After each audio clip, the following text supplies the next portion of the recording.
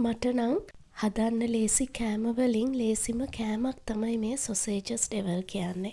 Sausages ටික කෑලි කෑලි වලට කපාගෙන පෑන් එකට දාලා පොඩ්ඩක් විතර බැදගෙන ඊට පස්සේ තෙල් ටිකක් එකතු කරලා ආපහු තෙලේ පොඩ්ඩක් සොසේජස් ටික හොඳට බැද ගන්නවා.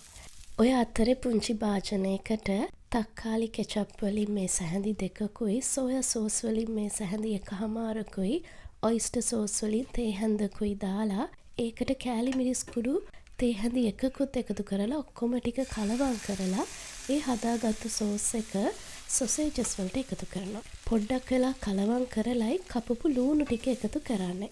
එකතු කරලා තව පොඩ්ඩක් වෙලා කලවම් කරලා ගම්මිරිස් කුඩු තේ හැඳි භාගයක් විතර දාලා සුදු ලූණු පේස්ට් එකනුත් පොඩ්ඩක් එකතු කරලා ආපහු ඔක්කොම ටික හොඳට කලවම් කරනවා. ඊට පස්සේ බෙල් පෙපර් එකතු කරලා පොඩි වෙලාවක් කලවම් කරලා ලිප වැහුවේ. බෙල් පෙපර් වෙනුවට මාළු මිරිස් එකතු කරාම ගොඩාක් රසයි. මම තක්කාලි එකතු කරේ නැහැ. ගෙදර තක්කාලි තිබුණ නැති නිසා. මේ ඉතින් හදිස්සියේ උයාගත්ත කෑම වේලා. පරිප්පු ටිකක් උයලා සොසේජස් ඩෙවල් දැම්මා. පොල් සම්බෝලෙකුත් තිබුණා නම් හොඳයි කියලා හිතුණා.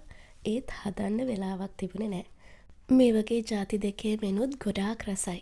ඉතින් මට කියන්නකෝ ඔයාලා ආසම ಜಾති දෙකේ මෙනු එක මොකක්ද? ගොඩක් ස්තුතියි අහන් හිටියටයි බලන් හිටියටයි.